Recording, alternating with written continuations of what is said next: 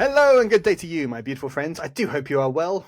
Welcome to episode 65 of Cross-Button VR, our journey into the world of PSVR2. I'm your host, Laurie, and it is an honor to be joined by one of the most piratey influencers in the metaverse. It's Reese. Hello. Oh, you didn't do the arr. Oh, sorry. Arr, yeah. I think I should have just done that. Yeah. So, just if anyone says, "Why is Reese piratey?" Somebody was just telling me, so people just give him bottles of rum whenever he sees them. So. Whenever somebody wants to give me a gift, they usually give me a bottle of rum. Which Do you is say very yo appreciated. ho ho and a bottle of rum? No, I should probably start doing that. Though. That would actually pretty go over better.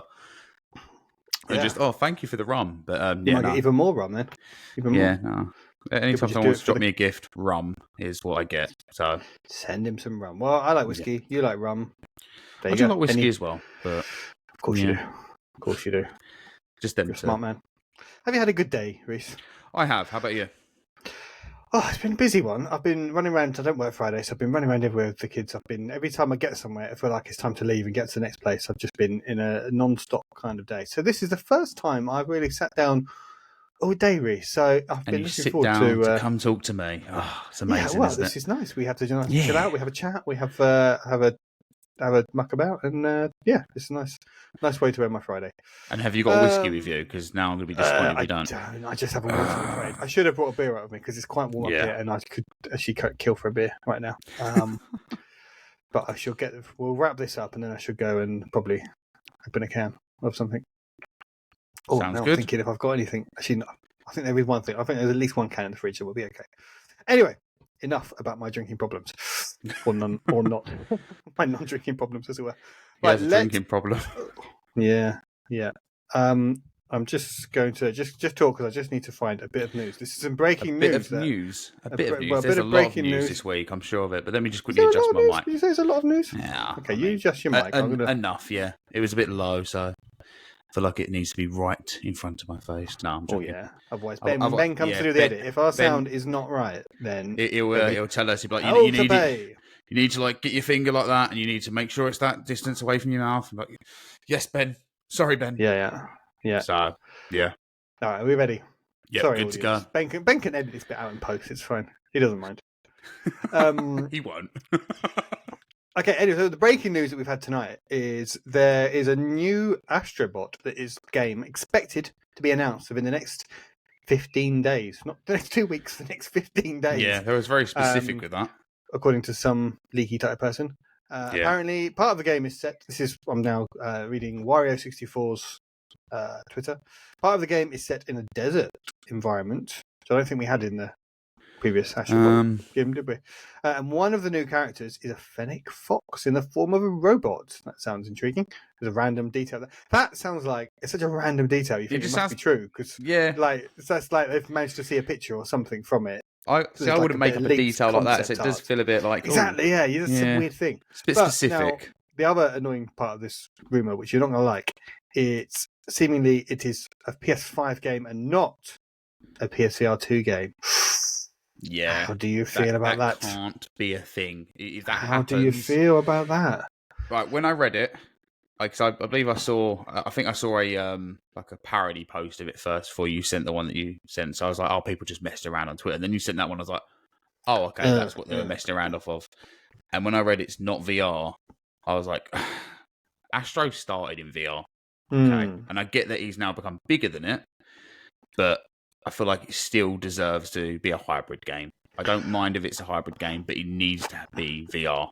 Because that's just how I remember playing Astro. Don't get me wrong, I love the Astro that was on PS5, but I want to play it in VR again. I want to experience that in VR again without hooking up 3 wires to actually play it again. I mean, I'm torn because I feel like there needs to be a follow-up to Astro Bot Rescue Mission. Like, there's so many people's, like, my kids love that game. All 3 of my kids love that game, and they play through it multiple times. I've played through the whole campaign multiple times. It is the only game, like, seriously, this is the only game I've platinumed ever. What? And that tells you. Yeah, that's the only say game. a lot. I just wanted to keep going. It's not a difficult platinum, but, you know. Well, all right, I felt quite proud. All right.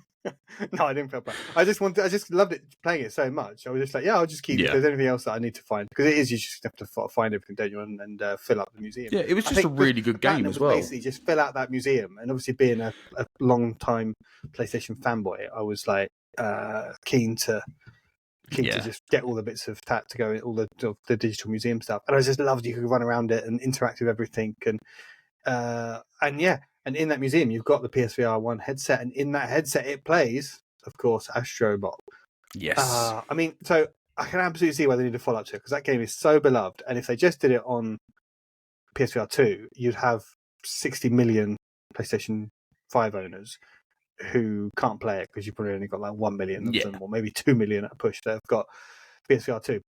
So I absolutely see why they need to just do it, and it needs to be a flat game. But whether it's got a map, or just like a whole exclusive VR world attached to it, or if there isn't any VR element to it, like an extra expansion that's VR, or sort of like a whole world or set of levels, or it's a hybrid game that just plays better in VR, then I think that is Sony's way of saying we're not. If they can't support the headset with a new Astro Bot game, then I think that's just their way of saying we're not going to support the headset anymore.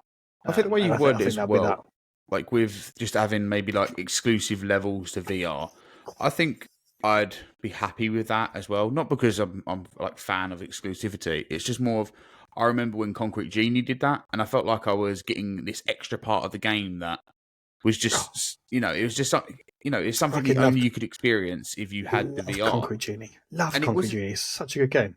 It was like, I mean, again, with the VR add-on of that, it wasn't enough for you to go, oh, I've missed out on anything. But it was also enough for you to go, I feel like I've experienced something for the people that did. And yeah, Concrete Genie was amazing. I platinumed that one as well. Can't believe they shut down Pixel Opus. Yeah. Sony, you're hard to love sometimes. You really are. we try, and you keep doing these things. I mean, what if there was a new Astro Bot on PS5, full game, and all they did was port the PSVR 1 Astro Bot? What is that game called? What's Astro Bot? It is Rescue Mission, isn't it? Because you have Playroom and then you have Astro Bot's Rescue Mission. Yes, that's right. Yeah, it's Rescue Mission. Yeah. Playroom So what if they port Rescue Mission with some extra, like, they enhance it and stuff, haptics and all that kind of jazz? I would be happy with that. Only because I would obviously be thrilled, and Alex would be thrilled. And somebody that has played it again, like I've played it again, I played it before, I'd gladly play it again, definitely. Yeah. Would I still want a new one in VR? Certainly, but I still wouldn't be missing out on playing the new experience that I also enjoyed in flat screen.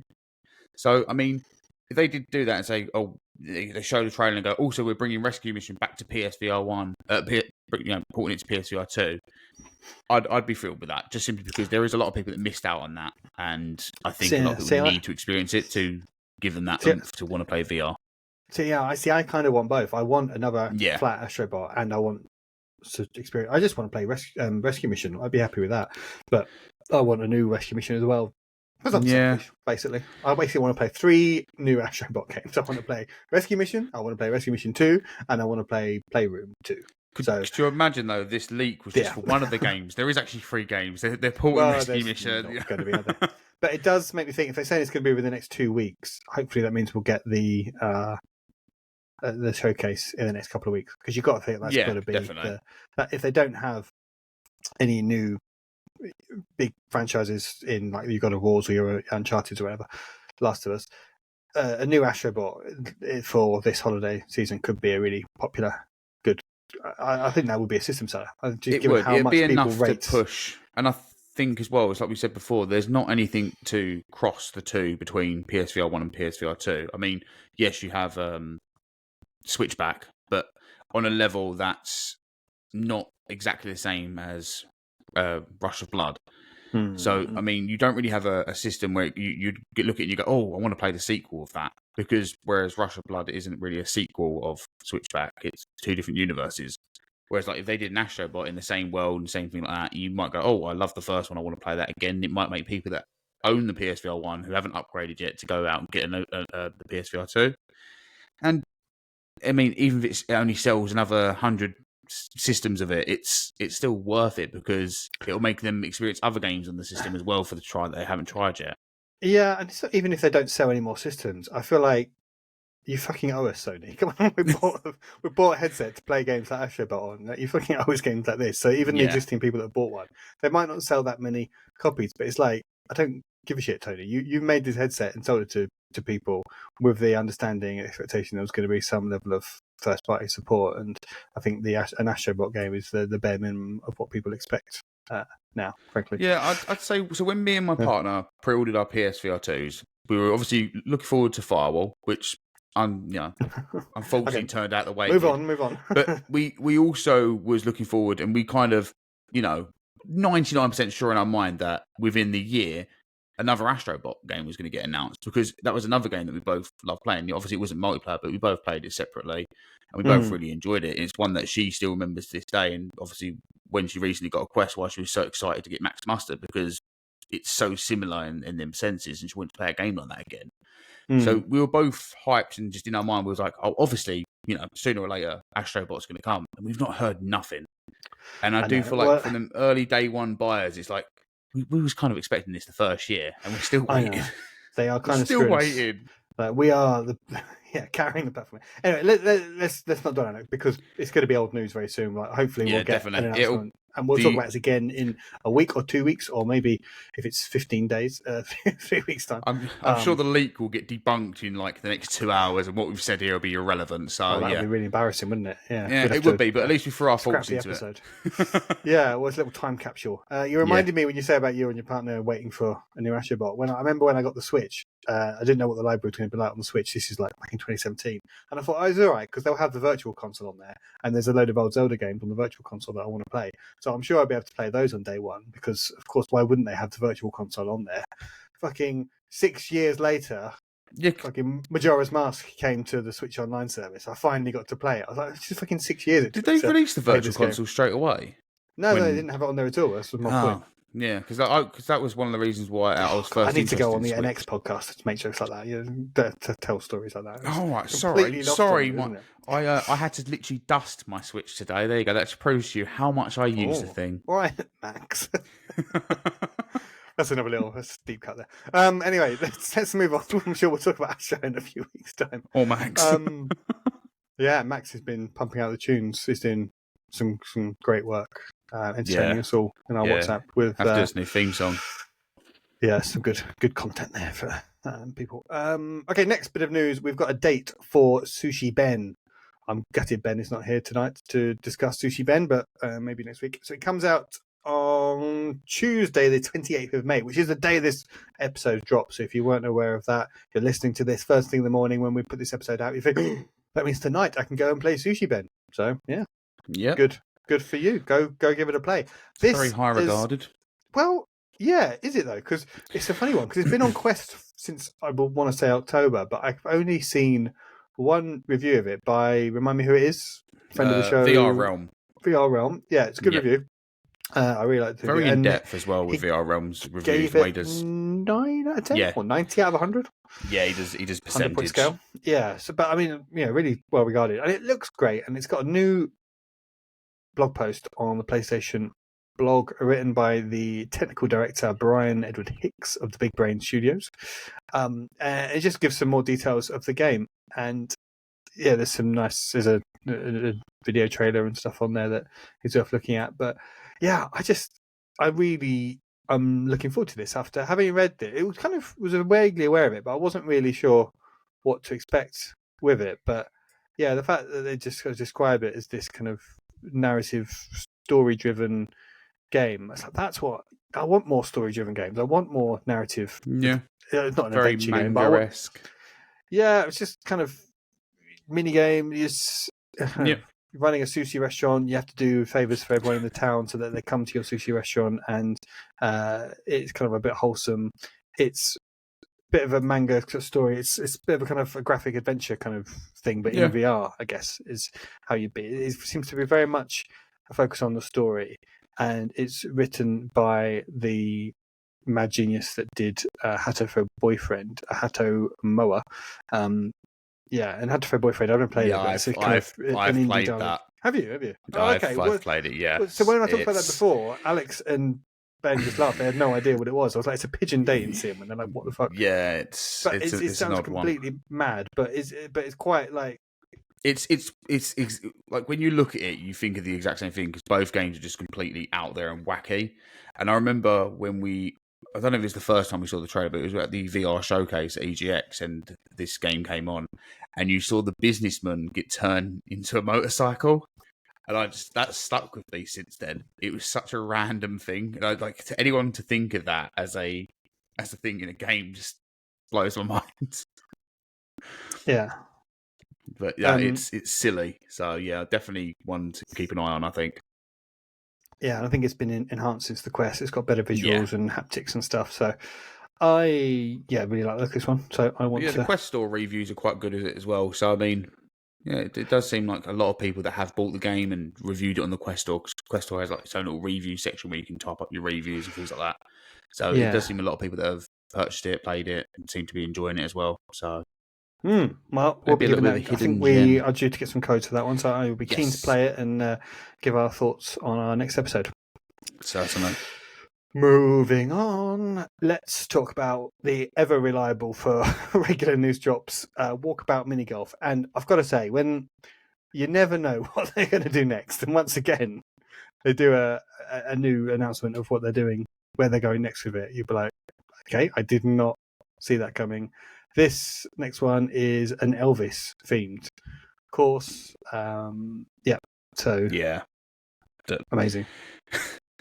It's like because they announced the Avatar packs as well.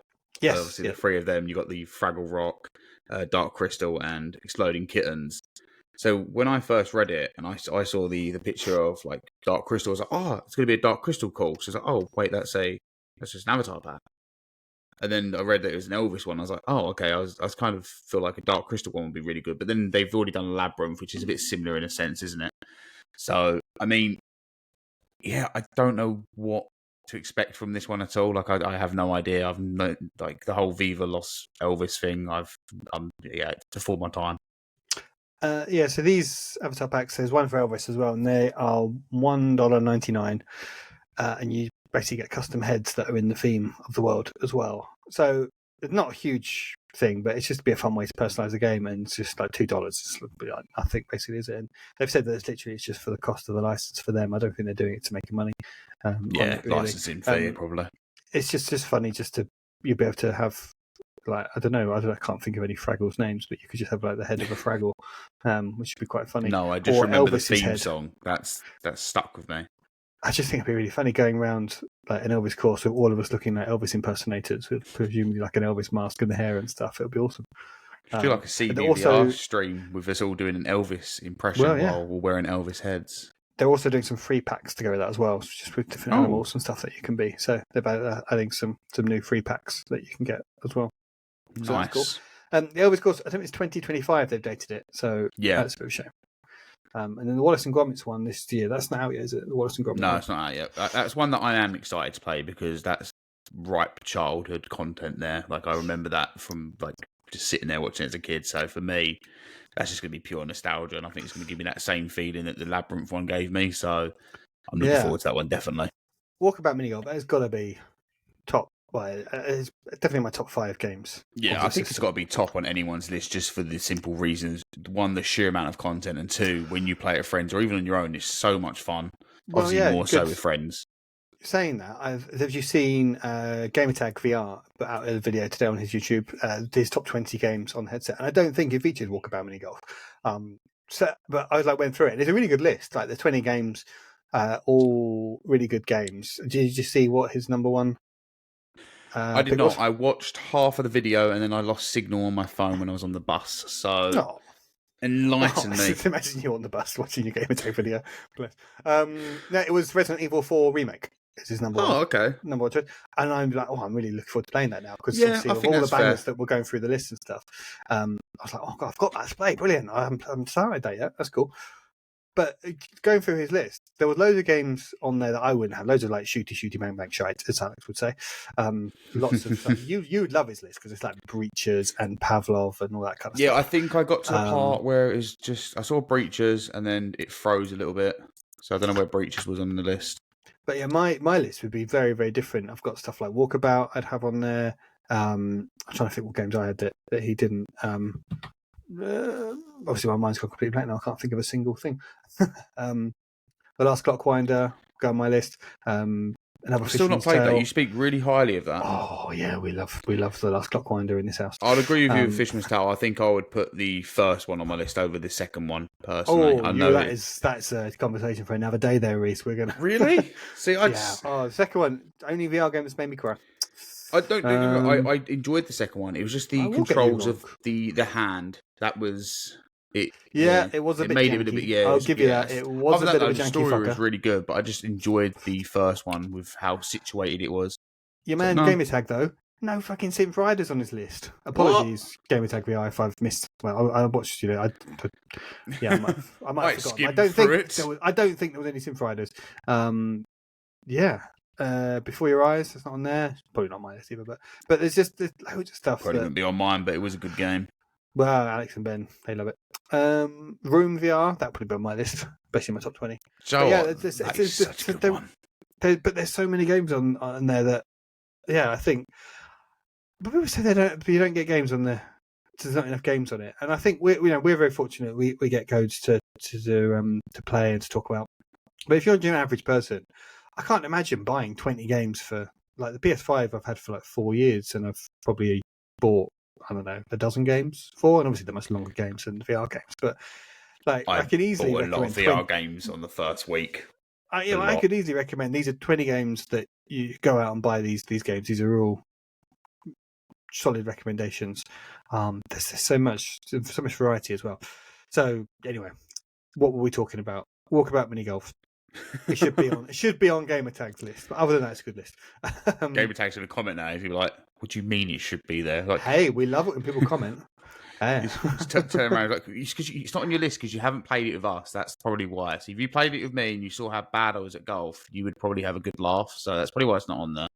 Yeah. You can't put it on your list. You're shite at it. Moving on, we have you've spotted apparently the devs of Swordsman. They've SinnStudio. I won't say they've announced this. You just said they've said they're just getting to work now. They've got some funding to start working on a new free-to-play VR combat game. Yes, so that's pretty cool. Yeah, especially again, I feel like they're quite. That was loud. I feel like with SinnStudio, I feel like they've kind of hit the mark really well on their combat game. Like, I mean, obviously, a lot of people played Swordsman. The collision-based combat that's on it is really well done. There's a lot of great things about that game. Mm-hmm. And I mean, don't get me wrong, I think a lot of other games have done something similar, and in some senses may have expanded on it because of the world they've made around it, whereas this is quite situated with the combats, but they feel really cool. And yeah, I'm really excited to see what they do with a new game with this type of funding for them. So yeah, good on them. Yeah. Obviously, no idea when it's going to arrive or anything yet. So yeah, there's no news like that. Just a little bit of a, I suppose, excitement for people. A little tidbit there for people that like Swordsman. And then the final bit of news we'll talk about this week is Beat Saber, another game which did not feature on Gamertag's list, has announced OST 7, and you told me this one, and I was like, what the fuck is that? 'Cause this is, well, go on, you tell us what it is. It's Beat Saber's original soundtracks. They release them every now and then. It has sometimes 4 to 5 songs in it, which will be featured as in-house artists from their team, or once before they've also added, Living Tombstone on there. I think was on there before, and I believe one of them featured Dragon Force as well, which was incredibly difficult. I highly recommend trying that song on even medium or hard. It will make you sweat. It's crazy. So yeah, it will just have 4 to 5 new songs, free as usual, and just expands the game of what's already great about it, without you having to buy a pack. So if you don't have to buy packs now, what you're saying to me? I've already got 6 free packs of around 5 songs. Yes, each, so on yours you'll have the six original soundtracks, and you'll also have extras as well. There's also an extra pack, and I believe there's one other pack as well, Crystallized pack, which is all free. So you have all them. So you have the original songs that are free, and then you have the various packs as well as extras, which extras gets added to every now and then with remixes. So it's definitely worth picking up, even if it's just a base game. Then you want to buy the packs later on for artists that you actually like, then you can certainly do that. What is your favourite pack that you've bought? Oh, I'm gonna say either the Imagine Dragons, just simply because it's one that I've played a lot, and it was one of the first packs I bought. And I feel like the songs worked really well on it. They did later change it and update it, but the songs still work really well on Beat Saber. They go well. And I'd say the more recent one I bought was the Mike Shinoda one, and I was really having a blast with that. Have they got a proper Linkin Park pack? Yes, they have got a proper Linkin Park pack. So I want to get, I think I want the Queen pack and I want the Linkin Park pack. So the Mike Queen Shinoda pack would just one be a great one for when people come around and everyone loves Queen. It's just great. Exactly. Everyone knows all the songs. Linkin Park is just like personally just grew up. Yeah, so that's the Linkin like Park my one, teenage years right there. Same as me, Linkin Park all the way. But literally, the Mike Shinoda one features some Linkin Park songs in it as well, and it's more of the newer stuff they released, which was from the more deluxe editions of their albums that were released after Chester passed. So yeah, definitely worth checking out. I love Beat Saber. It's still one that I jump into quite a lot. Do my 30-minute sessions in there quite a lot of the time when I'm doing my VR exercises. Beat Saber is another one like Pistol Whip that I'm just leaving on the shelf, thinking that when new releases finally dry up, I'm going to go back to the well and pull out the. I'll play the Beat Saber card and I'll play the Pistol Whip card, and Pistol Whip's definitely one to. That's that Star Wars game. Wait for you to experience. There's that Star Wars game. This is a list of. Maybe we should do that. We kind of the list. Well, you don't need to because you played everything, but I'm going to do the list of games. I've been buying certain games on sales. I haven't went around to playing them yet. And the Star Wars one that you mentioned is one that I have bought when I haven't got around to playing it yet. I forgot to buy that when it was on sale. I was going to buy it and then I never got around to it. That was the best sale it's had. But yeah, I would probably get the Imagine Dragons pack as well because my son bloody loves Imagine Dragons. Yeah. It's a really good pack, and they added 2 extra songs to it, which unfortunately you did have to pay for the 2 extra songs, but they're both good songs. So yeah, definitely worth checking them ones out. I think the Rock's mixtape as well is very. The Rock mixtape is very me. I bought a lot of them. I used to buy all the new packs, even if it was something on there that I didn't like. It was just because it was more songs to play, and I think I stopped when they released. I think it was just after they released the Skrillex pack, I stopped buying them because I had an issue with the right motion controller where it wasn't tracking properly on that game back on the PSVR 1, so I just stopped buying the packs. Interesting. One pack I would not buy is the Billie Eilish pack because I do not understand Billie Eilish. I'm pretty sure my missus bought that one. I'm pretty sure that's the one she bought. She bought Imagine Dragons. Because when she got her Quest, she went, I want to play Beat Saber. I was like, okay, cool, it's crossplay. Me thinking it's crossplay. It's not crossplay, by the way. So I had to buy Beat Saber again on the Quest just to play versus with her. And then I had to buy the Imagine Dragons pack because unlike Synth Riders, if one of you owns the pack, the other person can't hear that song. Whereas Synth Riders, so when I play Synth Riders with Alex, he has all the packs on the Quest. So he'll host the game and play all the songs and I can hear them. You can't do that on Beat Saber, which is a big shame. So, yeah, I had to buy the Imagine Dragons pack. And she was like, buy the Billie Eilish one. I was like, I am not buying the Billie Eilish pack. It's not happening. I don't listen to her music. I think I only know Bad Guy and that's it. Yeah. Oh, well. Let's not talk any more about Billie Eilish on this podcast ever again. Okay, well, there ends the news. No, don't. There must be a Taylor Swift pack, isn't there? Anyway, that's not. There isn't. Enough Beat Sabers chat. Before we move on, if everyone would like to support us, please give the podcast a sub. However they're listening to us, whatever you're doing, just subscribe, like, review, comment, share it with someone. Next time someone parcel delivery comes to your door, say to them, "Hey, have you listened to the Cross Button VR podcast?"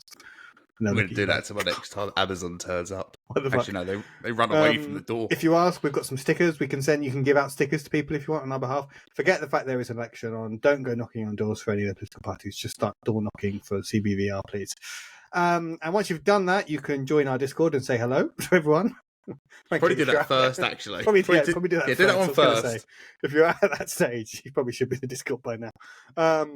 And you can also support us by when you are buying your lenses for any of your VR headsets, you can go to VR Rock at vr-rock.com and you can buy some lenses from there. And, Reese, if you use the code CBVR, you get 10% off and free worldwide shipping. So there you go. That's CBVR. CBVR, and that's at vr-rock.com. Okay. Yes. Great Reese, lenses. You've had a busy week, haven't you? You've just been playing lots of Cleansheets. Tell me more about. I've got hooked to it. So I jumped back into it after we spoke about it a little bit because I think last week I played just the quick shot mode. I still keep forgetting the modes. There's 3 modes to choose from. The fourth one is basically just your tutorial and ways to learn how to play the game, which I'm going to be honest with you, is not really needed. It's quite intuitive, and you know what you've got to do. You've got to stop a ball with your hands. It's pretty simple to... What? Yeah, exactly. Who knew? So I was just messing around with some of the settings and things like that and trying to get a feel for the haptics to see what the support is like with that, just so I kind of know the full extent of the game itself. So firstly, when I started playing it, I did turn off collision body because I didn't like seeing my shoulders when I was playing it, so I turned it off so it's just my gloves. But then I heard people saying online, "Oh, can you headbutt the ball?" And I was like, "No, I was trying it. I started throwing the ball to my head, couldn't do anything like that." So if you turn collision body on, you can headbutt the ball. So you can also use your actual head to block the ball as well. And when you do, you get headset haptics, which literally makes your whole head rumble. Like well, I'd hope so, yeah. If you didn't get haptics on it, that would be quite... I mean... Probably there is haptics on the Sense controller, but they're very subtle, like to the point where like I only noticed it when I was like juggling the ball or catching it kind of a lot of the time. But it's very subtle. So if you're used to the haptics, you might not notice it. So I mean, I've been playing a lot of it. I've got into the top 100 on the easy and the medium leaderboards, so I played them. I'm still trying to do the professional one, but I think I have to play it for about 30 minutes until I get into the top 100 now, because how many people have been jumping on it. Oh, now if you tell Alex you've been getting into the global leaderboards, he'll be start sniffing around. He'll be like, I can't stop jumping on it. I can't, like, I had like my washing in here the other day, so I can't play my VR where I usually play it, to the point where I like moved the thing around the room just so I could play this game. Oh, very cool.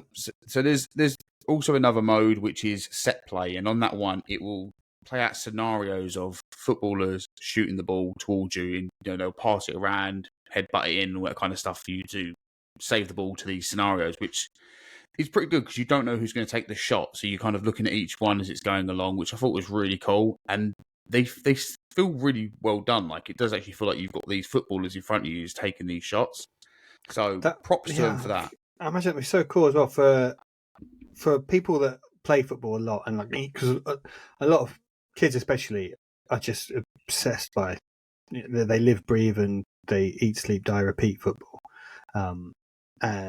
That's just all they want to do. I've got some friends who've got young kids who just want to do it, and just to have something like this you can just do even after you come home. You've got to come in, you can just play this as well. You can just carry on playing football, carry on training, carry on just working at it. It's really cool. Yeah, I mean, when I was younger and I used to play football, I did used to play goal. I enjoyed that, and I think it's because I just didn't want to run around on pitch and had the fear of messing up, kind of thing. So I used to stick in goal, and I enjoyed that. So it does kind of take me back to them times where I used to play, just not having to dive, which was always the worst thing to do because it was just painful sometimes. But so. It does give me that same feeling with having to have that reaction, be really quick when the ball comes towards you. And when they kick the ball, or even when you play on the professional level of the quick shot mode and the ball springs out really quickly, you do notice the speed of it and you do have to quickly grab it. And it does, like on one of them, I think it's set play, it will show you where you missed your shots and how it bounced and got into the goal. So you can kind of look and think, okay, am I reaching that area properly? Let's try that again. So there's all these ways to kind of make you improve at this game. But no, it's quite addictive for what it is. And I think it says a lot as well for these small idea games coming to VR, but have a very fun gameplay loop. Because for me, I keep wanting to play it. Like, even talking about it now, I want to jump back into it because it is very addictive. Chris, I love how much you're loving it. I really do. Let's leave it on there, because I think we're going to try and get one of the devs on to interview in the next few weeks. We're just trying to find some times. We've got a few hectic weeks with various holidays coming over the next few weeks, but we're trying to find a week. We'll probably revisit Cleansheets when we do that. Certainly. I have been playing. Well, I promised you I'd give this a go, and this is kind of what I'm going to talk about. What we've been playing. We'll just go straight into our main topic, where we want to talk about how far is too far in VR. So this is something that I kind of wish Ben and Alex were here as well, because as the sort of newcomers now. But it would be useful for me as a newcomer and you for the seasoned aficionado when it comes to VR with your sea legs and all that. And really, one of the things we've all talked about in our little group, and Ben especially, is just like, this is just too much. This is too intense. And just certain things and certain experiences, doing certain stuff in VR. It's just like, nope, this is too much. Mentally draining, I think, is the best word for it. And I'm not talking about, because obviously you've got, I can think of like racing in GT7, where it just literally just makes you feel sick, and that's kind of the motion sickness. It's not so much that, it's more a psychological thing. It's just like, I'm not comfortable doing this or being in this situation, because I think we'll touch on some of the things as well real. that brought on the discussion, I think, as well. Yeah, I think so we'll certainly touch on those. So as someone that's never really enjoyed or played horror, I don't know why I agreed to this, but I played The Exorcist, and yeah, I did the first level, and then I did a bit of the second level, and then I think I had to stop playing. And by that point, I was just like, "Thank God, I can't play anymore because I've got something else I need to do." Oh God, the first level, it just. Just even it's so dark, it makes me feel so. It's so dark. It's so, but I mean, it's a great example of the OLED. Definitely. Because it is so dark, but the things you need to see, you can still see. Yeah. It's dark for a reason. But just just being in that the priest's back office, and you can hear the noise outside the room. You're like, what the fuck is that? I'm nowhere. I'm leaving this room. And I mean, I'm going to be a bit spoilery now, so just stop listening to this episode. Just the first mission. It's just the first mission. I haven't got really far enough to spoil it properly, but there's a bit where I won't spoil it too much. Something creeps up on you and is literally breathing down your neck, and the headset haptics kind of gives you that shiver down the spine. And The Exorcist is a really good looking game. Wolfen Wood have done a fantastic good. It's a fantastic job. It's almost photorealistic, I would say. It was ported by VR Monkey this time. But I mean, Wolfen Wood, like the original developers. Yeah, they set the groundwork. It looks photorealistic in parts, for sure. So you're in this setting that looks very realistic, and they can do it because the settings are quite small, and this scene is nearly completely pitch back, so what you can see is almost photorealistic. And you've got this thing breathing down your neck, and that is, it's like, because you're obviously in first person, you're there. You can't look around quickly enough. Like, you're literally spinning around just to try and see what's behind you. And you're in this scene where there is noises coming from all around you. People are throwing books at your head, and you feel it when the impact lands. Sometimes you see it, sometimes you don't. It depends if you're looking the right way or not. And I'm just looking around this room, and there's shit just appearing, and I can't keep up with it all quickly enough. And the lights are flashing, and I was just like, this is fucking like, it's quite. I get it. I get that it's fun and it's enjoyable, and I can see why people enjoy it, because it's like watching a scary movie. But it just, compared to watching a horror movie, it's so much more intense. Being in that world, having it's not like when you're watching it on a panel in your TV in the corner of your room, or the middle of your room. It's all of everything that you can see, and there's nothing else that you can't get out of it. You can't look away. Even if you close your eyes, I think so much of it is in the sound, and you've talked about this with Madison. So much of the horror comes from the sound design, and I just like, this is too. I can't do it. It's just too intense. And in the second level, you start off that, and you're there, and you can see all these security cameras.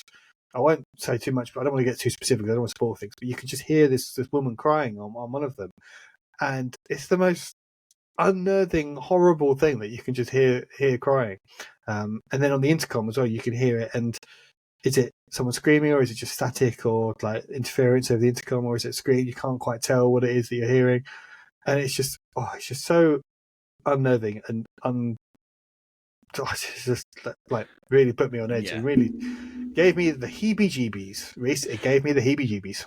It's very well done, and I think on the trailer again, it was one of the ones that kind of stated it's I don't know if it's the scariest, but one of the scarier VR games. Or, I mean, Exorcist alone has always been such a staple point of horror. But this made me jump, and like I said last week, I do feel like Madison's kind of broken down that barrier that I've had for horror now, to the point where, like, I'm now back to, I need to build myself back up, which says a lot. But this is making me jump. It's unnerving. It's so dark, and it does really show how well darks look in the PSVR2. They look great. You can't see where you are unless you have that torch, and just even then, you kind of see. Look, if you don't have your torch on, because I actually didn't find the torch on the first level. I did not find one. No, where is that? I don't know. So I still haven't done it. I carried on. I cracked on with the second level a little bit, and I was like, okay. But So there is a torch in the first level. It's more like a candle type of thing. So I was just there with the cross, just like waving at anything, just like I was doing. I was like just holding it. I was like, this has got to do something, right? It's got to do something. So I was literally. You can see it's not too dark to the point where you can't see something in the darkness moving. You're like, is that something there, or is my eyes just playing tricks on me? And you've got that worry in your head as well. But no, they have done a really good job. Obviously, it's fun train. Any horror fans to play this game, don't sleep on Exorcist VR. Yeah, because we spoke about Fun Train's last game, which was obviously Twilight Zone, which we enjoyed for various reasons, and obviously some things that we didn't enjoy. But I feel like with this, it feels like such a solid game in the horror-esque of what it is. It's like, it's enough to, I mean, I probably wouldn't even recommend it to like somebody who's never played horror before, just simply because it is that scary. But then some people don't mind scary stuff in VR, do they? Because it felt very, very different, because the only other real horror game I played was that Propagation Paradise Hotel. Yeah. And that was had lots of jump scares. They love a jump scare in that game. Definitely. But it's then you have a gun, you can just shoot at. And that's almost my argument. Don't get me wrong, I do enjoy horror games like that, but it's like I've always said, if you've got a shotgun in your hand, then I'm not going to be as scared, because I feel I can defend myself. Whereas if I'm just holding a cross, like, oh, this has got to do something, right? And all these little vials that I can throw of salt and water, like, what's this going to do? Yeah, you feel so defenseless. It's horrendous. Yeah. But no, it is really well done. From a horror fan of VR games, it does get my approval of what I've played. I think it's really well made, and I think the port stands up really well. Obviously, there is some things where textures may look a little bit less than what they could be, but bear in mind, this was originally on PSVR 1, Quest 2, and is now getting a Quest 3 upgrade, and it's just now come to I think it's a really, having not played any other version of it, I think it looks really good. They've done really well with it. I saw a lot of footage of the original PSVR 1, so but no, they've done really well. So I think if you're a fan if you've played it before, I think you're still going to get a kick from the new haptics and all that kind of stuff, and still get that enjoyment. But so beyond horror though, Reese, we've got. I've found it really unnerving playing games, and Stride Fates did this most recently, but there's been other ones. Just stabbing people in VR. I don't really like shooting people in VR. I don't really like like games where you just running around just with a assault rifle shooting things. It's just not really my kind of thing. But Arizona Sunshine, that's kind of more comedic. You don't really mind shooting stuff. In that one.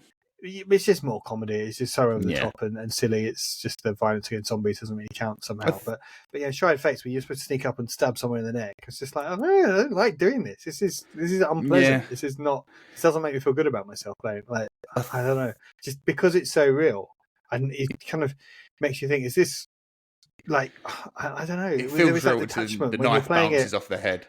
Well, all right, it's supposed to feel real. Yeah. But when you're playing a fat game, you've got that detachment from it. You're looking at the TV and you're controlling an avatar doing something, even if it's a first person game. You're not doing the motion. So like when someone comes in a room and sees you, like, acting out this motion, you're not doing that. You don't feel like you're. And yeah, I completely agree. There has been times in VR where I've done something and I go, oh, did I just do that? Like, was that the route I've taken to do? I'm going to say Saints and Sinners as well, because that was one of the first games where it kind of gave me that thing where I had to kind of grab something around the throat and then stab it, whether it be through the temple or through the jaw or wherever you want to stab the zombie in the head. And the thing with that game was, this was where I wouldn't say it's too far, but I'd also say in some people they might think, oh, that's a bit much. The blade gets stuck and you have to actually pull out with weight to get the knife out of the head. Otherwise it will just stick in the skull and you can literally have your knife stuck in there. Lovely. So they went really in depth with the stabbing mechanic in Saints and Sinners to the point where, and like even with two-handed weapons, so if you did the axe at the end of the axe would get stuck in this. You'd actually literally have to pull your whole body weight to pull this axe out of their head. So, I mean, yeah, I think there's probably a lot of people out there that would play VR games and go, oh, that's a bit much. And there is examples like you with stabbing. I think stabbing isn't a thing for me, but it was when I got into not a thing for me. I fucking love stabbing stuff. Well, from London, mate, ain't a thing for me. No, East End in video games, it's not. Video games, it's not a thing for me. But there was something in Stride Fates that did make me go, oh, why did I do that? Why did that feel like the best route to take? And it was when I was having fist combat with an enemy. And obviously in Stride Fates, you don't need to use your gun. You can go grab them and you can punch them around the face. But you can also grab their head and kind of use the environment to smash their skull. And that was something I did first. I was like, oh, that felt very brutal. Like you hearing the collision, and then after I did it, I was like, I could have done anything else, but yet that seemed the route to take. And it's almost like, well, I suppose you could also argue, what does it say about yourself if that's the decision you took? But then there's also, is it opening up that route for you to do whatever you want, kind of thing? But virtual combat and things like that, I've not really got a big thing with. Although like it makes me more question the decisions you take yourself with it. Just a quick spoiler and trigger warning here. We're about to discuss the ending to Madison VR and also some things about Bonelab. If you haven't experienced these yet, then you may want to skip this part. But when you're forced to make these things to progress in the game, I think is a big argument. And obviously, there's two games I think I can mention here where you've not played either of them. I've only played one of them. But obviously, I'll start off with Bonelab. And I don't know if anyone's ever heard of Bonelab. Bonelab's a PC VR and Quest game. But when it first came out, and I'm sure the scene got put back in actually, you have to hang yourself to progress in the game. And that alone is a big thing. I think it's a trigger and it's a worrying thing for some people to even consider. But it's literally right at the start of the game, and that's how you progress. The rope is physical. You have to grab it with both your hands. So I think for some people in VR, that could be a bit of that doesn't feel right. And there's no way to skip that. I don't know. I think at first, when the game first came out, I think there wasn't. But I don't know if they added it so you can skip that when they added it back in. You think like nowadays it'd at least be like a trigger warning or something like to tell people. Right? Madison also does it as well. So, but Madison does it at the end. So I should probably say spoilers. Sorry, but the game has been out for a while. There, my bad. We'll put a little warning there in the timestamps. So yeah, read those, please. So yeah, there's a bit at the end where you do have to hang yourself. And I think that is very triggering, more so because this game is traumatizing. You have to go through this whole trauma of this character's story, and the only out is for you to hang yourself, is the message of it, really. That's, like, even talking about that makes me feel a bit sick to my stomach to word it like that. It's a lot, I think, for people to consider. And even when you look at yourself in the game, you kind of go, 1 minute, I've got to do that.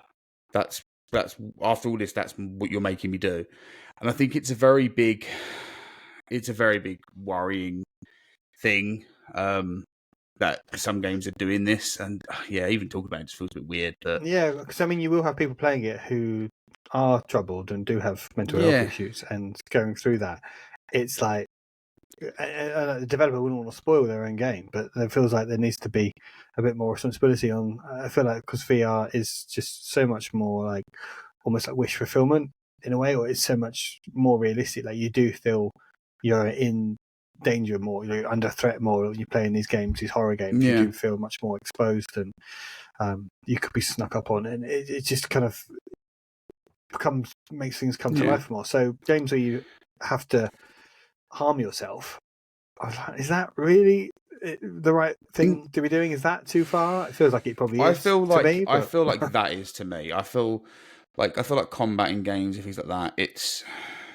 more like sandboxy in a sense. But when the only way to end the game or the only way to progress is you're hit with this that you have to do, it does also go. I mean, you could argue the whole thing that it's art, and I'm not disrespecting the developer or what his decision is to lead to this choice or whatever. I'm not disrespecting his art style or what he's, because at the end of the day, the game is really great and the story it tells and the whole thing, it's just one of the things though. It's like if this is where it can go in VR, where else can it go? And that's always the question: is like what's next and what's going to be the next thing that's too much.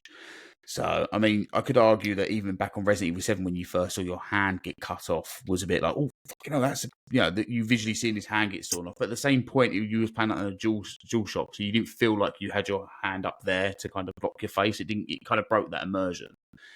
So, and you make a good point that it's going to be this constant sort of, well, let's push it further, or what's the next thing we can do? It's like the Saw films, each one they're trying to outdo each other with the most kind of horrific thing they can think of. And I was definitely surprised in Madison that it was there. But Ben, whack in a spoiler thing before that, please, mate. Yeah, you're going to piss a lot of people off there, Reese. But I feel like if people want to play Madison, they would have played it by now. We'll put that in there. episode description or something at the start. Yeah, or Ben can work it in. But yeah, sorry. Yeah, I mean, I was just thinking of much more wholesome, like in the Jurassic Park game. I forget what it's called. But I've still not played that yet. It's got a raptor in it. And I think just for me, the control it gives you over the camera just being your head movement, essentially. When you're sort of looking, you have to hide yourself in a locker and you're sort of trying to look to get a sense of where the raptor is prowling around and stuff. And on a normal game, you think, well, I can just sit here and the camera will allow me to see because it's the camera. The developers have to make it so that I can position it in such a way that I can get the information I need. It's much more, I don't know, mechanical, if you know what I mean. But in VR, you're there. You have to kind of work it out by positioning yourself and looking around and just peeking around corners. That just feels so much more scary for me because you think I need to peek around this corner. Like in a game, in a third-person game, you can just tilt the camera around and your avatar is still hidden, so you know that the enemy's not going to see you, but you can get a sense of where the enemy is. But in VR, you have to peek yourself, and then stuff can see you, and you're like, fuck. Stride Fates did that as well. There's a few times I had to peek around corners, and then the enemy was like, I can see you. Like, fuck. Really, the AI was that good? I didn't notice it being that good. Yeah, no, but that's a cool mechanic, but also it makes it feel a lot more. There's a lot more like peril in any just simple actions that you don't get in non-VR. So that's another cool thing. I think the discussion as well. I definitely don't want devs to feel limited in what they do, and if anything, I do want them to push what they can do as much as they can.